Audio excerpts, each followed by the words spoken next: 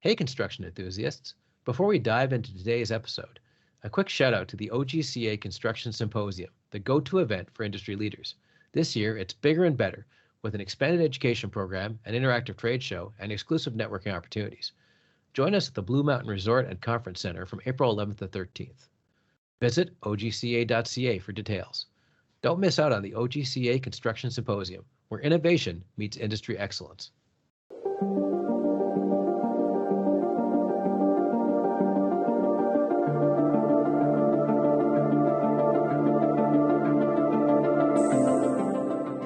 Hello again to the Construction Record Podcast. I'm digital media Warren Frey. It's part two of our look at economic risks, geopolitical, domestic, international, financial, material, labor supply issues, the whole ball of wax. And so with me again, I have our chief economist, Alex Carrick, and our senior economist, Michael Guckes. First time, Alex started with a good summary, and go back and listen to that if you haven't yet, of the construction starts and kind of laid the table. This time we're going to tackle financial stuff like office supply, real estate sector, and such. And then we'll go into domestic, because domestic is the most political. Canadian and U.S. is the most fraught. So let's save that one for last. Let's build up to it, as it were. So which of you guys would like to tackle the whole office situation, for lack of a better term? Again, Michael wrote a really good Okay, story go for it, about Michael. that. So, yeah. Well, very good. Well, so the financial markets have really been interesting, I would say, since mid 2022. And the reason I put that date out there is essentially because that's when rising interest rates really started, I think, their push forward and really began their delayed effect on the economy. And I think that's one thing to stress, is that changes in interest rates have delayed effects on the economy. And that's part of what makes the Federal Reserve's job so hard, is because they can make a change today, but they have to be patient, knowing that their impact, the full impact of whatever they do to rates, won't be felt sometimes, fully for months or years even. But when we think about what has transpired since they began raising those rates, and now that they've essentially capped them and said, hey, at some point in 2024, we're going to begin dropping those rates, we will continue to feel the impacts from previous rate rises. That has not worked its way through the market. And we can see that in all sorts of ways, right? Look at residential markets, right? The volume of homes being sold right now is so unbelievably low, because essentially people are locked out, right? Or they're locked in, really, to the golden handcuffs of a 3-4% interest rate from a home they might have bought 2 or 3 years ago. There's no way they're going to sell that. So that means that the remaining supply of homes that are available for sale, is facing really desperate demand, right? If you move because you have a job, or you have to move for some given reason, right? And you go to a new location, you're looking for a home, right? That supply is so tiny that I think to a large degree, we're seeing these prices that really have become disconnected from an efficient market. Mm-hmm. And when I say an efficient market, what I'm saying is that it's a market where there's a lot of transactions occurring, right? In a market that is very efficient, you're going to have a lot of buyers and a lot of sellers. And so there's a lot of pricing information that's being passed around. Everyone knows, I can go, it's like when you go to the grocery store, you know what a good price is for a gallon of milk or a carton of eggs. When the housing market is locked up like it is now, there's just not enough data out there to say, hey, is this a reasonable price or not? And so we see these homes that, may not, in a more efficient market where things are not so jammed up, they might not attract anything close to the kinds of prices that we're seeing today. So that's, that's one of many issues there. Mm-hmm. But, when we move away from residential, we look at the non-residential space, which is really what Alec and I do for the mm-hmm. majority of our work. One of the things that I'm continually concerned about are things like vacancy rates, especially in office, right? That still continues to be a problem here, 2 years on at least, if not more. And so those vacancy rates, right, they're pulling down demand, right? It's one of the many issues, right, that an owner has to deal with, right? Because you have mm-hmm. falling income streams. At the same time, we know that there's going to be around 1 to 2 trillion, depending on how far out you're looking. There's anywhere from like $1.4 trillion of CRE debt that has to be rolled over before I think the end of 2025. If you go out to 2027, it's closer to $2.5 trillion, something like that. And so this is one of those delayed effects that I think we continue to struggle with, because even now, rates might start going down a little bit. They're not going to get back down, to the incredible levels we saw, pre-COVID and even, not all that far into COVID, I suppose. But those are still going to be an issue. And we see the banks struggling with this, right? If you bought a property on, with a high level of leverage 5 years ago, and say it's $100 million building, and you put 80% of it on, you bought 80% of it with debt, right? So you have an $80 million mortgage that's going to come due here, say in another year or two, tops. The challenge is that a bank's going to look at that property and say, look, the revenue streams don't justify even an $80 million valuation. There's no way that we're going to write you another 80 million. We're not going to roll over your original $80 million loan against which you have put no additional principal, which is typically how CRE debt works. It's usually interest only. So that's one of those big challenges. We continue to see that, and in fact, I've been looking at some of the more recent bank data. Even if you guys have been watching Bloomberg, New York Community Bank, I believe it was, they bought some portion, even maybe all of Signature Bank's struggling assets back in March of last year, and they're really on the ropes. They're struggling tremendously now. There's all sorts of problems there. And it just goes to show you how difficult it is with a lot of these banks that are trying to find their way to profitability through this time, because it's just not nearly as easy as I think we were hoping for. The troubled, there's for example, let me tell you about one of the many backstops that's available out there. There's the Bank Term Funding Program that is one of the programs that the Federal Reserve released back in March of 2023, and this was essentially to help the banks that had sort of underwater debt. The thing that bothers me a little bit about this is that we are seeing a second resurgence in the level of debt being issued by the Fed to help bail out banks. It's not being talked about, but I'll tell you what, between November 29th, I'm looking at the data right here on my screen, between November 29th and January 31st, I mean, it has been quite the hockey stick.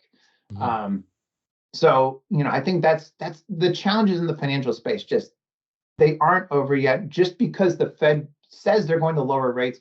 And even if they do lower rates, like they said, they want to make 3 25 basis point cuts, I think is what's being relayed to the markets right now, signaled. It's not a promise, it's just signaling.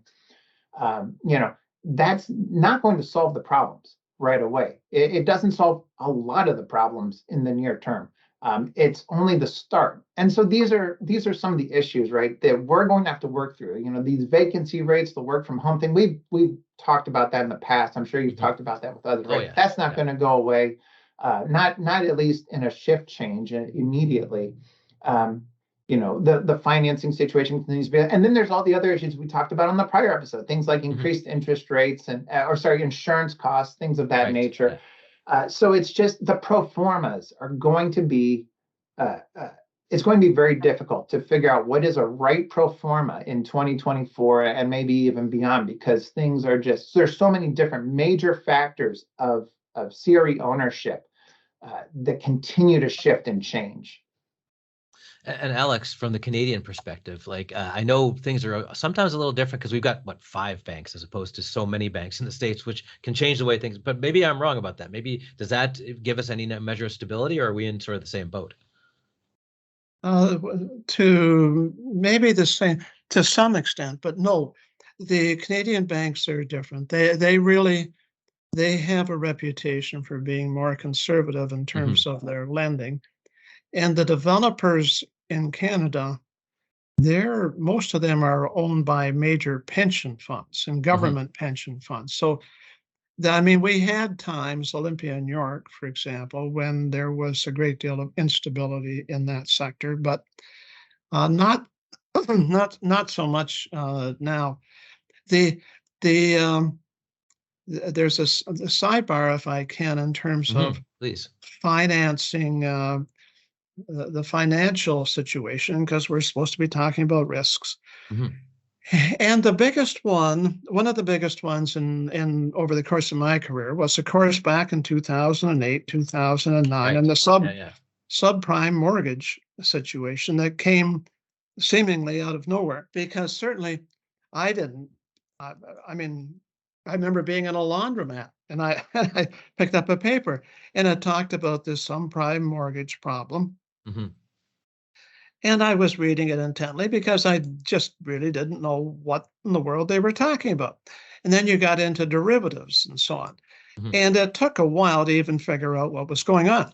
So you always worry about some other thing being a shock to the financial system that's like that, something that just comes out of nowhere, a black swan, as they like to say. And there is something that's happening in the financial area in terms of commercial real estate, probably more in the United States than in Canada. And that is where property values have stayed higher than I think most people thought they would, because of the high vacancy rates. And if the property values, and if there is a problem in that sector, that will impact banks, and there might be some it holds out the possibility of bank failures and so on. And really, we don't want to see that. And I don't think that there will be a repeat this time around like there was in 2008 and 2009, because it wasn't just that. It was things like Greek sovereign debt and so on. There was a worldwide phenomenon that was Iceland, a little I bit think, different. was part of the problem too. Yeah, well, and Italy, but it was Greece. I remember every day waking up and seeing something from Greece. But the property developers are keeping their property values up. And it's starting to come to light that they're doing some things that are quite innovative to do that. They're doing things like seller financing. So if they sell a property, the company that they sell the property to, they're helping them with the financing of that property. They're contributing cash to help that sale go forward. And they're extending the amount of time that tenants will have free rent and so on. So there's a whole bunch of tricks that they're starting to apply.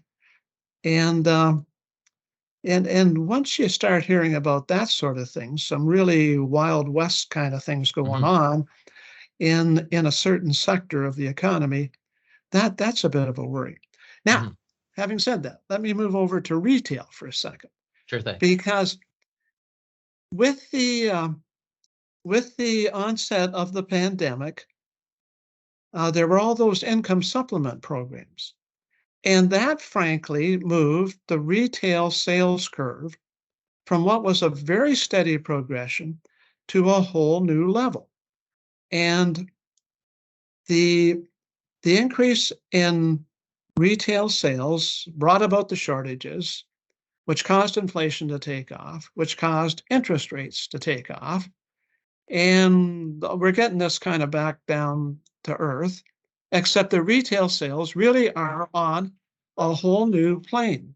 So in the beginning of the pandemic, there were all these income supplement measures, which caused retail to shift to a whole new level from what had been a fairly steady, slow growth pattern. And it's still there. And long term, people are getting used to this standard of living. And to maintain that standard of living, then you get into issues that include borrowing, of course, borrowing. And in Canada, at least, the debt to disposable income is at a historic level. It's not as bad in the United States as it is in Canada. So that's another thing that's out there. That's another issue that's out there, is it's borrowing. There's borrowing everywhere. We're all borrowing. We're borrowing to maintain the lifestyles that we've got, and everything's gotten more expensive. it's the cumulative effect of the increase in costs rather than the year-over-year increase in costs, because inflation is coming down. But it's that cumulative increase, and it's the cumulative increase in construction costs and in labor costs. Labor costs have gone up a lot recently as well. And so there's the expense, how we're going to handle this new world that we're going into. And in particular, how we're all going to buy new electric vehicles and convert our houses and have solar panels on all our roofs. And in terms of the risks to the outlook, I'm sort of moving off the topic that you were on, but That's okay. the other one, because everything that we're doing, and this is kind of going full circle when we started, everything that we're now doing is trying to get away from fossil fuels and move to renewables. And it all really depends on us buying electric vehicles. Mm-hmm. And what if we don't want to buy those things? What if we just decide, hey, maybe that's not for me. So, and right now there seems to be a bit of a backlash against EVs. You hear about Hertz getting rid of their fleet. Mm-hmm. And there's articles constantly in the paper these days about how it's a cold winter in Canada and the EVs don't have the range that they're supposed to have. And my reaction to that, of course, is that you read that the highest sales of EVs in the world are in Norway and Sweden. And I don't remember those countries being tropical. You're not sitting I've been to under Sweden. It's not tropical at all. You're not sitting under any palm trees in Sweden or Norway. No. So it feels like Canada, honestly. If you walk around Stockholm, it feels like you're in Canada. So you see a castle. Yeah. So there's another one. What if we don't? What if this isn't as appealing as the government would like us to think it is? Now, you mentioned pandemic spending, and not just pandemic spending, but Michael has talked extensively, and you have too, about government spending. So maybe we could talk about, we're going to kind of roll into politics in the most gentle way possible, which is government spending. So either of you could start. Michael, I think you had some things to say about government spending. And this isn't just Biden, because he is certainly spending a lot, but Trump racked up the debt like crazy too, and I'm pretty sure before that it happened. So it just keeps happening, and we certainly did during the pandemic. So anyway, we being Canada. So anyway, go ahead, Michael. Right. If we look at the number of years in the last 30 years in which the U.S. government has had a budget deficit, it's not 100%, but we're definitely scoring highly there. But so to your point, Warren, as we've talked about before, the challenges that we're seeing in the financials really are that under higher interest rates, under maybe a growing concern that it's going to become harder for the U.S. to maintain a deficit that is well over 100% of GDP. The challenges that we face are that, even if your interest rate doesn't increase, right, but your principal on your debt increases year after year after year, right, you're still going to be spending more of your discretionary money, the money that you're actually bringing in through taxes and through other means each year. You're going to be spending more of that to pay off or to manage your deficit. And the concern that we should have is that between what we've seen with COVID, which very vastly ballooned, right, our deficit spending and our total debt levels. And then we have, things like the war in Ukraine. We have all sorts of other issues that are issues that have to be addressed, but they cost money. Mm-hmm. And the problem we'll have is that as we move further into this situation where it's just very easy to say, look, we have to deficit spend yet again for the 30 something a year in a row.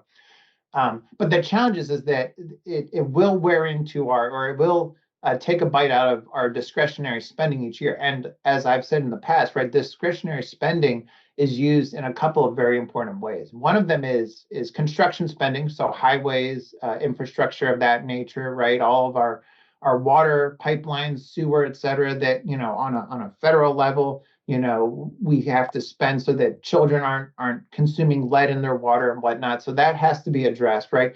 The other area where discretionary spending is heavily spent is on military defense. Obviously, at a time like this, now seems like a poor time to start cutting back on on defense spending and also R&D to stay ahead of that curve.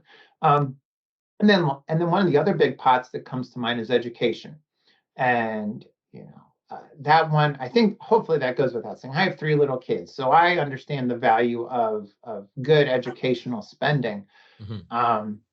But this is where the challenge is that you have at least these 3. There's many more, but these are 3 of the big ones, 3 of the big areas where we need to spend using discretionary spending. And as that discretionary spending is whittled away because we're putting more and more money into deficit management, right? These 3 areas have to fight. So now all of a sudden, you as a construction leader are fighting for government dollars against teachers unions and military contractors, and that's not a fight that I think you really want to have, because the educators and the defense people, they have a good reason too for why they need a dollar more than maybe we do. And so as that conflict intensifies, I really do begin to wonder, what happens to the construction industry? What happens to all that public spending, which has been a huge boom for the industry for the last several years. And even before that, I mean, I can go all the way back to 2007, 2008, when I worked in the Department of Transportation, and we had Tiger funds, and there was all sorts of money being spent to help, right the economy, keep people employed and whatnot. And that was a great thing. But the question becomes one of, well, how many times in a row can we do that without also managing that debt load? I think it's going to get, I can certainly tell you that it's going to get harder and harder, right? As we keep doing it again and again and again without making any kind of course corrections during the good years. Serious course corrections, I should say, during the good years. So I would leave it at that.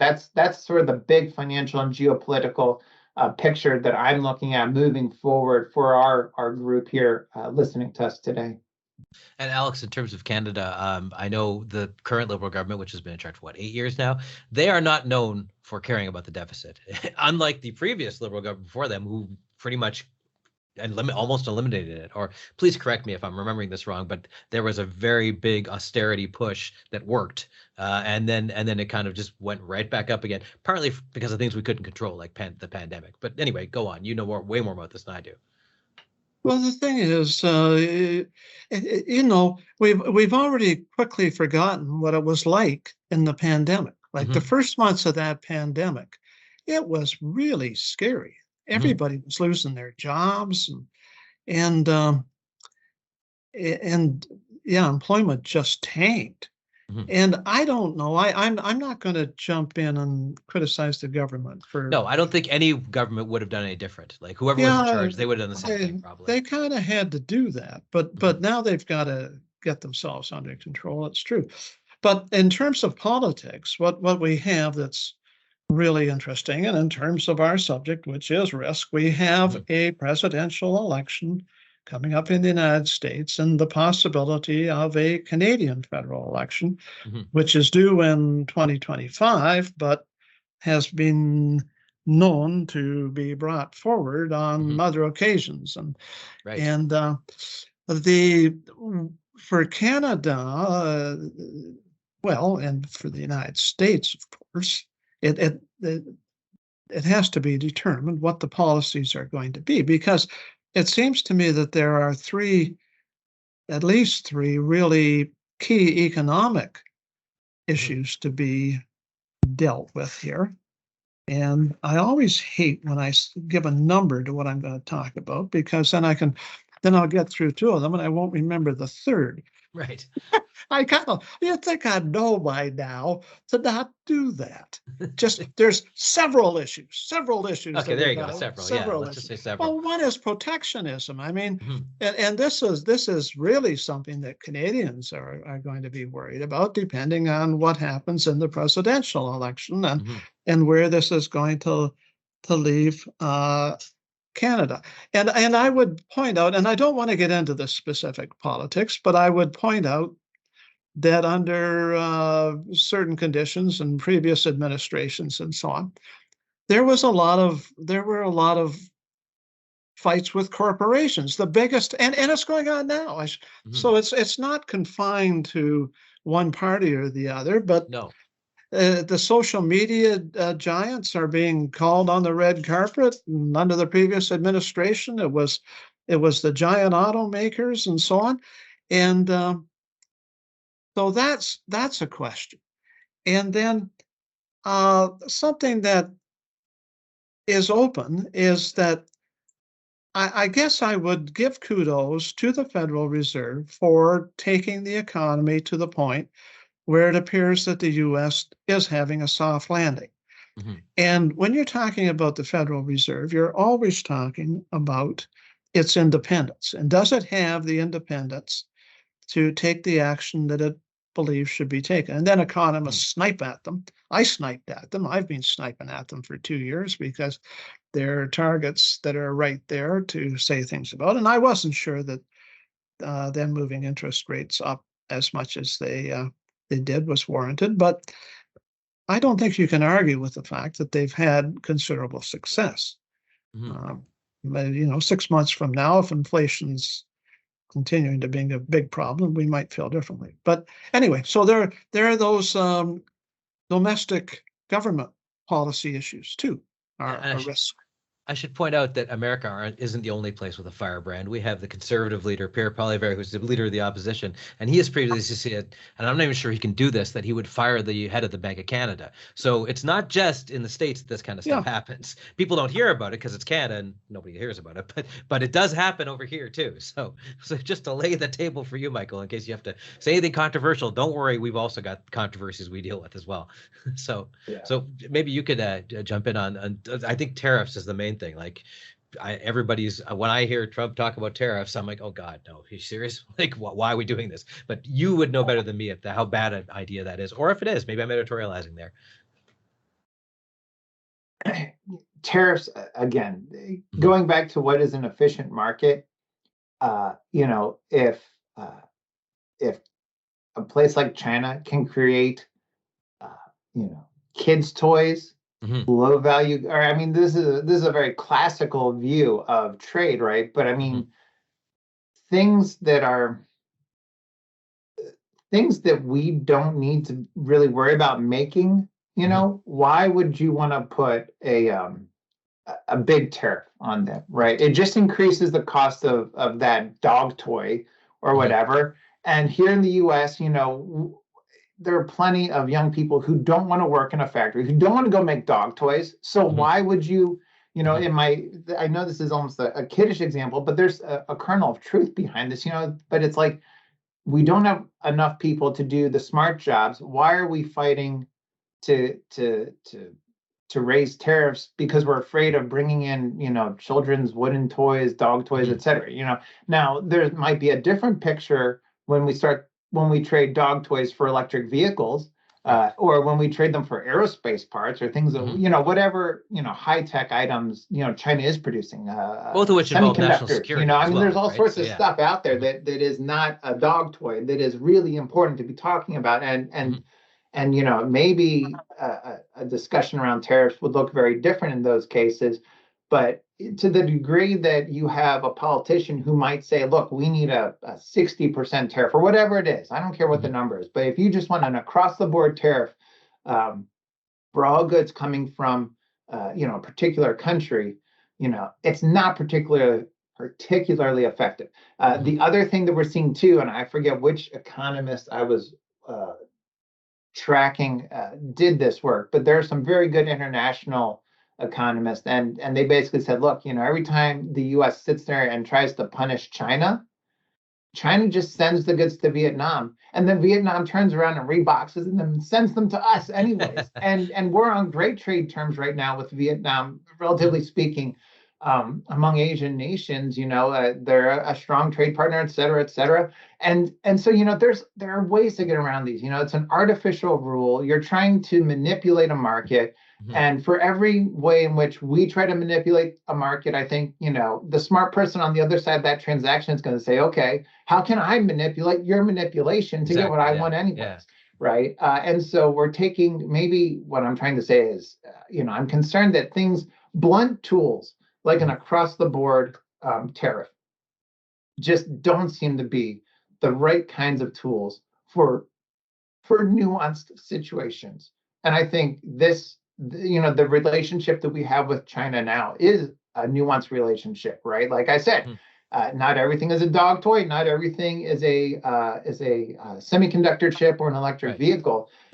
You got to come up with a better nuanced response to the situation.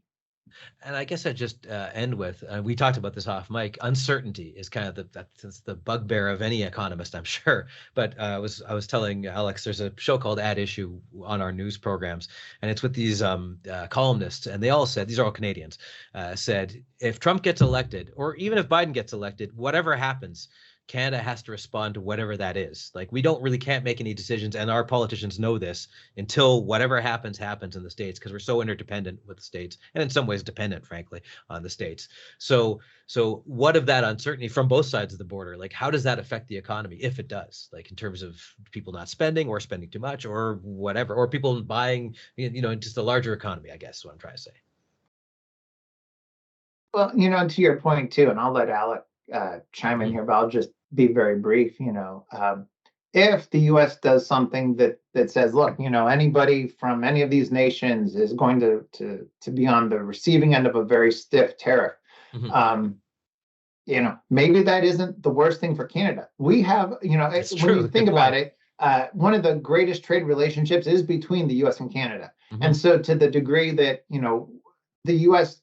creates this self-inflicted wound through its trade policy, if you're willing to say to some degree that it will wound itself, maybe that causes us to turn to Canada, and maybe something good kind of comes out of that. It wouldn't, it's sort of like the door prize. It's it's not the grand prize, but it would be something that you could point to and say, hey, look, well, we're changing our relationship with China. That's a big deal.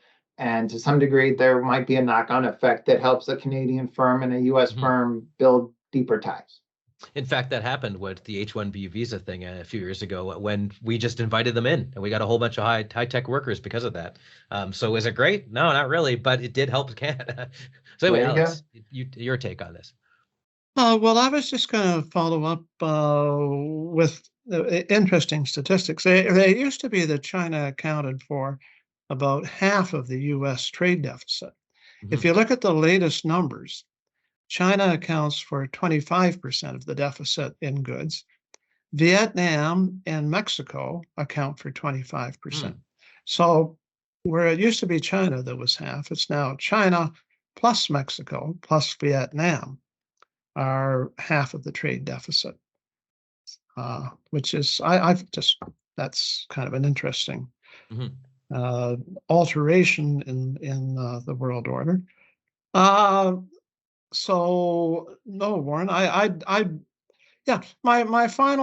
final word that I would have, because we've been doing this for quite a while. I'm at risk of developing bed sores here. Fair enough. The final risk that I would mention is, the risk is of listening to economists and journalists. No, that's just tongue in cheek. I hope your listeners understand that that's just tongue in cheek. Okay, well, I think that's as good a place to say it after we've all insulted each other, nationally and professionally. So I'd like to thank you guys for joining me for this two-parter, and I'm sure we'll have future ones as well. So thank you, Michael, and thank you, Alex, and thank you to the audience. Very good. Thank you. Thank you so much, Warren.